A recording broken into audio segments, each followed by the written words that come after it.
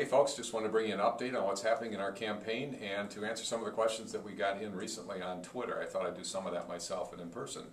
The campaign is going phenomenally well. We've been all over the state in the last week. This afternoon we head off to La Crosse. Let me see if I can name some of the cities we've been in the last week and a half here.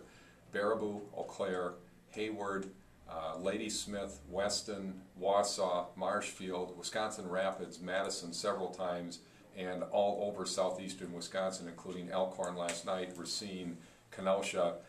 It's just been phenomenally well. We're getting a great response all around the state, and it's really fun to talk about how we're going to restore this great state and this great nation that we live in.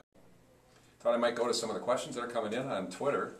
To Blatz Liquor, he asked, how can we make Wisconsin a bit more employer business friendly? I have to tell you, with 6 businesses, that is the question that's gotten me out of the private sector to run for office. It starts with taxes. We are overtaxed in this state, and we clearly need to reduce taxes if we wish to make this state more business friendly. But it takes more than taxes. It takes a quality education system, and it takes learning how to deal with rules and regulations that are so costly to all of our businesses, both as they relate to the environment and the other rules and regulations that our government keeps throwing at us. I was at the builders meeting last night, for example, down at Lakeland Builders in Elkhorn. And it's amazing when you talk to builders about what's going on. Things like the changes in the electrical code that will cost about $300 a house, or changes in bracing requirements of another $150 a house. These people in government just don't understand when they make these new rules and regulations, they actually cost us people out here in the business world money. And we can't get more money from our clients, so they're just plain destroying the business climate out here. Great question, and one of the main reasons I've left the private sector to run for office again. Mrs. C. Berger twittered us in. She says, Governor Doyle jacked state income taxes up a full 1% this year, 6.75 to 7.75. What say you? It's a disaster.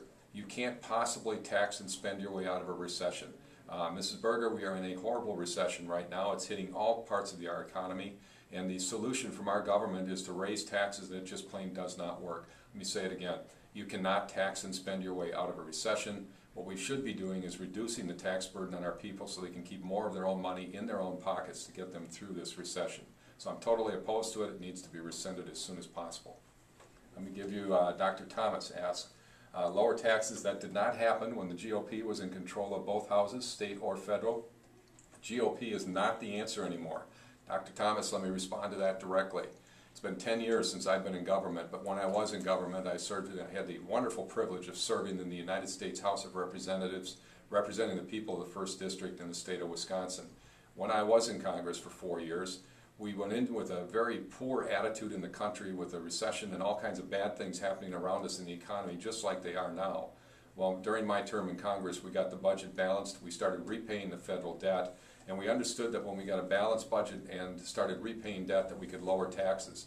In fact, if you check the history books, you will find that we passed the largest tax cut in American history during that 4-year period of time, and in fact it worked. What we need to do is reduce the tax burden, because when you reduce the tax burden and you balance the federal budget, you create tens of thousands of jobs in our economy, and that's the correct solution for the problems we're having today.